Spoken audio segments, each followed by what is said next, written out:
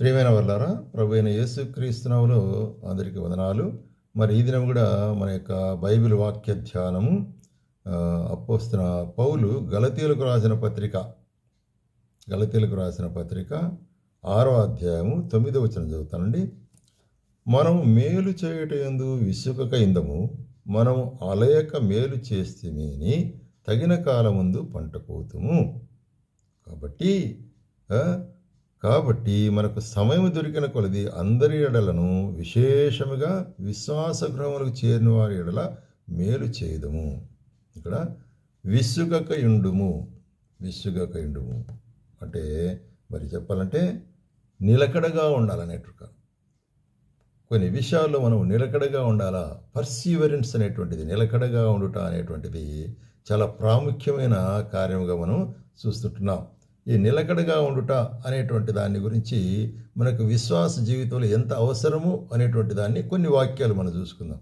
So ఈ దిన మన వాక్య భాగము మరి నిలకడగా ఉండుట అనేటువంటి కార్యాన్ని మనం చూస్తున్నాం. చూడండి, మనము యోహాను సువార్త 15వ అధ్యాయంలో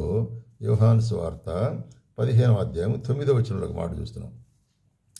తండ్రి నన్ను ఎలాగ ప్రేమించినో నేనును మిమ్మును అలాగ ప్రేమించితిని, నా ప్రేమ యందు నిలిచి ఉండుడి. కాబట్టి ఆయన ప్రేమలో మనం నిలిచి ఉండాలి. ఎందుకంటే ఆయన మనలను తండ్రి నన్ను ప్రేమించినట్టు నేను మిమ్మల్ని ప్రేమిస్తున్నట్టు. అది మాత్రం కాకుండా నేను నా తండ్రి ఆజ్ఞలను గైకొని ఆయన ప్రేమ యందు నిలిచిన్న ప్రకారం మీరును నా ఆజ్ఞలను గైకొని ఎడల నా ప్రేమ యందు నిలిచిందురు. కాబట్టి నిలిచి ఉండటం అంటే ఎట్లాగా? ఆయన ఆజ్ఞలను, ఆయన వాక్యాన్ని మనం స్వీకరించి దాన్ని వెంబడించడం ద్వారా అనేటువంటి కార్యం. కాబట్టి నిలిచి ఉండుట అనేటువంటిది, ఆయన ప్రేమలో నిలిచి ఉండటాన్ని మనం చెప్పుకున్నట్లయితే ఆయన ఆజ్ఞలు మనం పాటించాలి, ఆయన యొక్క మాటలు మనం వినాలా, ఆయన యొక్క వాక్యము మనం వెంబడించాలా అనేటువంటి కార్యాన్ని ఇక్కడ సత్యం మనకు బయలుపరుస్తున్నాడు. అట్లాగే ఈ విషయమే మరి అపోస్తల కార్యము 13వ అధ్యాయము 43వ వచనములో ఇక్కడ అంత్యోకయ పట్టణములో మరి ఏం జరిగిందంటే, సమాజంలోని వారు లేచిన తర్వాత అనేకుల యూదులు, భక్తిపరులైన యూదమత ప్రవిష్టులు పౌలును బర్నబాను వెంబడించిరి. కాబట్టి పౌలు బర్నబా మినిస్ట్రీ చేస్తున్నారు, అక్కడ పరిచయం చేస్తారు అంత్యోకయలో. అక్కడ కొన్ని విరోధాలు ఏర్పడినాయి. అయినప్పటికీ కూడా మరి అనేకులు వీరిని కూడా హత్తుకొనిట్టున్నారని చూస్తున్నారు. చూడండి, అనేక యూదులు, భక్తిపరులైన యూదమత ప్రవిష్టులను పౌలును బర్నబాను వెంబడించిరి. కాబట్టి వారి యొక్క మరి స్వార్థ పరిచర్య ఫలించింది. అక్కడ వీరు వారితో మాట్లాడుతూ దేవుని కృపయందు నిలకడగా ఉండవాలని వారించారు. కాబట్టి దేవుని కృపయందు నిలకడగా అంటే ఒక తీర్మానం. నిజంగా మనము మన జీవితాల్లో మనం ఏదైనా కూడా తీర్మానం తీసుకునేప్పుడు అది ఆవేశపూరితంగా తీసుకునే తీర్మానంగా ఉండదు, ఎమోషనల్లే డెసిషన్గా ఉండకూడదు. కాబట్టి ఏ తీర్మానం అయితే మనం తీసుకుంటామో, ఏ కమిట్మెంట్ అయితే మనం చేస్తామో దాంట్లో మనం ఎట్లుండాలి? నిలకడగా ఉండుట అనేటువంటిది చాలా ప్రాముఖ్యమైన విషయం. కాబట్టి నిలకడగా ఉంటేనే మనం ఆయన యొక్క కృపను పొంది ఆయన ఆశీర్వాదాన్ని మనం పొందుతామనే కార్యం చూస్తున్నాం. అందుకొరకే ఒక ఉదాహరణ చెప్తున్నాడు. ఏంటో ఉదాహరణ అంటే, చూడండి, మరి హెబ్రీయులకు రాసిన పత్రికలో 12వ అధ్యాయంలో ఏమంటున్నాడు? మన యొక్క 12వ అధ్యాయం 1వ వచనం, ఇంత గొప్ప సాక్షి సమూహం మేఘములే మనల్ని ఆవరించినందున మనము కూడా ప్రతి భారమును సులువుగా చిక్కుపెట్టు పాపను విడిచిపెట్టి విశ్వాసమున కర్తయు దాన్ని కొనసాగించువాడైన యేసు వైపు చూస్తూ మన ఎదుట ఉంచబడిన పందెపులో ఓపికగా పరిగెత్తుదము. కాబట్టి ఓపిక లేక నిలకడ అనేటువంటిది ఏం చూడాలంట? 11వ అధ్యాయం మనం చూసినట్లయితే విశ్వాసుల యొక్క పట్టి ఉంది. అక్కడ విశ్వాసుల యొక్క పట్టి మనం చూస్తుంటున్నాం. అది ఎట్లాగా హేబేల్ నుంచి విశ్వాసుల పట్టి చూస్తున్నాం. మరి పాత నిబంధనలో అబ్రహాం, ఇస్సాకు, యాకోబు, మరి దానియేలు, అందరూ మోసే, ఈ విధంగా అందరి యొక్క మరి విశ్వాస జీవితాన్ని గురించి అక్కడ ప్రసంగిస్తుంటున్నాడు. ఇప్పుడు 12వ అధ్యాయానికి వచ్చేటప్పటికి ఇది గొప్ప సాక్ష్యం. వాళ్ళందరూ కూడా మనకు సాక్ష్యం విశ్వాసములు. కాబట్టి ఇప్పుడు మనకు సాక్షి అయినట్టు వాడు, మనల్ని పిలిచిన వాడు యేసు ప్రభు. అందుకొరకు ఏం చెప్తున్నాడంటే, మరి మన విశ్వాసమునకు కర్త, దాన్ని మనం నడిపించేవాడు అయినట్టు యేసు వైపు మనం చూస్తూ నిలకడగా ఉండాలి. కాబట్టి ప్రేమ సోదరి నిలకడగలిగిన జీవితం చాలా ప్రాముఖ్యమైనటువంటి జీవితం. నిలకడగలిగినటువంటి మరి తీర్మానాలు ప్రాముఖ్యమైనట్టుగా ఉంటుంది. నిలకడగా ఉండుట అనేటువంటిది యేసు ప్రభు వైపు చూస్తూ మనం నిలకడ ఉండాలి. మనంతకు మనం చూస్తే నిలకడగా ఉండలేము. ఎందుకంటే మనం పడిపోయేవారం ఉంటున్నాం. లేకపోతే మన చుట్టూ ఉండే సిచ్యువేషన్ చూస్తే మనం నిలకడగా ఉండలేము. ఎందుకంటే అన్నీ కూడా నిలకడలేనటువంటి పరిస్థితులు.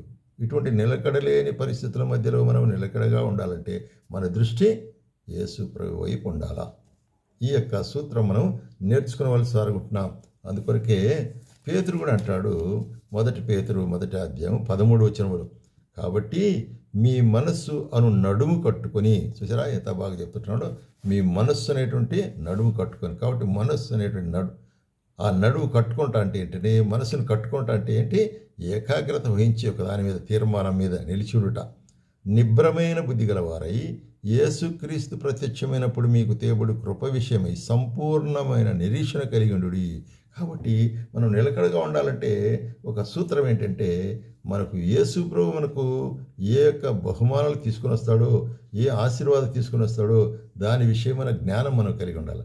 కాబట్టి మన యొక్క నిలకడకు మనం వేచి ఉండేదాని కొరకై ఆయన మనకేం చేస్తున్నాడు, గొప్ప బహుమానం మనకి ఇవ్వనంటున్నాడు.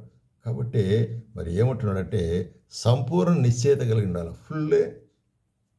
సంపూర్ణమైన నిశ్చయత మనం కలిగిన వారముగా ఉండవలసిన వారు ఉంటున్నాము అనేటువంటి కార్యం. కాబట్టి చూసినట్లయితే ఫుల్ అష్యూరెన్స్ గాడ్స్ ప్రామిసెస్.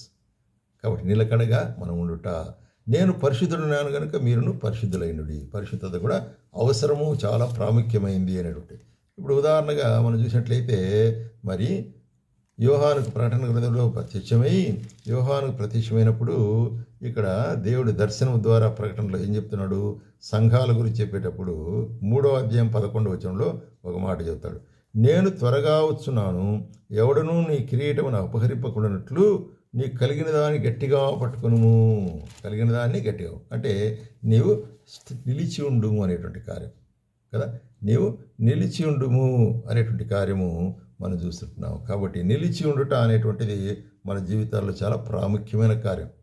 ఇప్పుడు ఉదాహరణకు అపోస్తలుడైన పౌలు యొక్క జీవితం నుంచి ఒక చిన్న ఉదాహరణ మనం చూస్తాం.